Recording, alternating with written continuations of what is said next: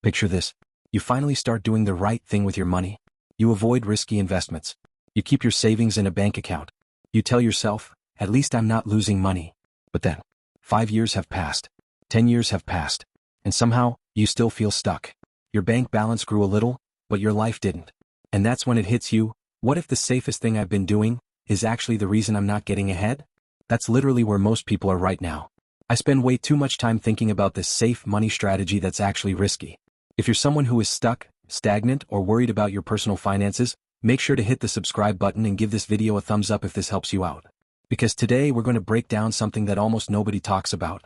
The idea of playing it safe with money can actually be one of the riskiest financial decisions you'll ever make. Section 1. The illusion of safety. Here's the thing. Most people define financial safety as not losing money. So what do? They avoid investing. They keep cash in savings accounts. They delay decisions. They wait for the perfect time. And on the surface, it feels responsible. But here's what most people don't realize. Not losing money is not the same as building wealth. In fact, those are two completely different games. One is about survival. The other is about growth. And if you only play defense your entire life, you slowly lose anyway. Section 2. The silent wealth killer, inflation. Let's talk numbers. Imagine you have $10,000 sitting in a savings account earning 1% per year. After 10 years, you'd have roughly $11,046. Sounds fine, right? Now let's factor in inflation. Historically, inflation averages around 3% per year. That means your money is losing purchasing power every single year. So that same $10,000, after 10 years, it's worth closer to $7,400 in today's money. Let that sink in. You didn't lose money in your account, but you lost buying power. And buying power is what actually matters. This is where it gets really interesting. You can be doing everything right and still be getting poorer in real terms. Section 3. The psychology behind playing it safe. Now, why do people fall into this trap? It's not because they're lazy. It's not because they don't care. It's because of psychology. Humans are wired to avoid loss more than they seek gain. It's called loss aversion. Losing $100 feels worse than gaining $100 feels good. So naturally, people choose certainty over opportunity. They think, I'd rather keep what I have than risk losing it. Now you might be thinking, yeah, but investing is risky. I could lose everything. And look, that fear is valid. But here's the problem. You're comparing visible risk versus invisible risk. Visible risk, the stock market goes down. Invisible risk, inflation slowly destroys your wealth. And guess which one people react to more? The visible one. Because it's emotional, immediate, painful. But the invisible one? It's slow, quiet, easy to ignore. Until years later, when it's too late. Section 4. The cost of waiting. Let's walk through a simple example. Two people. Same income. Same starting point. Person A invests $300 per month starting at age 25. Person B waits until age 35 to start. Assume a 10% average annual return. By age 65, Person A ends up with about $1.1 million. Person B ends up with about $380,000. Same monthly investment. The only difference? Time. That 10-year delay cost Person B over $700,000.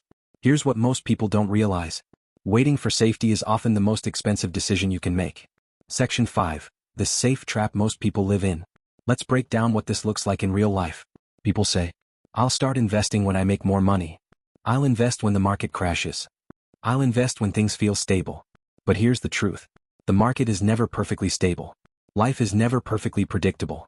And you will never feel 100% ready. So people stay in temporary safety. For years, even decades. And that temporary decision becomes a permanent lifestyle. Section 6. Risk versus volatility, big misunderstanding. Most people confuse risk with volatility. Volatility is short-term movement. Risk is the chance of permanent loss. The stock market is volatile. But historically, over long periods, it trends upward. So if you invest consistently over 20 to 30 years, your real risk isn't the market. It's not participating in it. That's the part people miss. Section 7. The real definition of financial safety. Let's redefine what safe actually means. Safe is not keeping all your money in cash, avoiding every risk, waiting forever. Safe is building assets that grow over time, protecting your purchasing power, creating multiple streams of income. Real safety comes from growth and resilience, not stagnation. Section 8. A simple strategy that actually works. So what should you do instead? Let's simplify it. You don't need complicated strategies. You need consistency. Here's a basic framework. Emergency fund. First, save 3 to 6 months of expenses in cash. This gives you real security. Invest the rest, put money into long-term investments like index funds. Automate everything, remove emotion from the process. Think long-term, ignore short-term market noise. Increase contributions over time as your income grows, your investments should too. That's it. Simple, but powerful. Section 9, the identity shift. This is where it gets deeper. Wealth isn't just about numbers. It's about identity. Most people see themselves as protectors of money. Wealthy people see themselves as builders of money. One mindset says, don't lose. The other says, grow. And that shift changes everything. Section 10, the real risk no one talks about. Let me ask you something. What's riskier? Losing money temporarily in the market? Or reaching age 60 and realizing you can't retire? Because that's the real consequence. Not short-term losses, but long-term stagnation. That's the risk people don't prepare for. You don't need to be perfect. You don't need to time the market. You don't need to understand everything. You just need to stop confusing comfort with safety. Because comfort feels good today, but it can cost you everything tomorrow. Start small. Stay consistent. Think long-term. Because the truth is, the biggest risk isn't losing money. It's never giving your money the chance to grow. If this changed the way you think about money, hit that like button. Subscribe if you want more content on building wealth, mastering your mindset, and designing a life where money works for you, not against you. And in the comments, tell me this. What's one safe money habit you've been holding on to that you might need to rethink? Because awareness is where real change begins.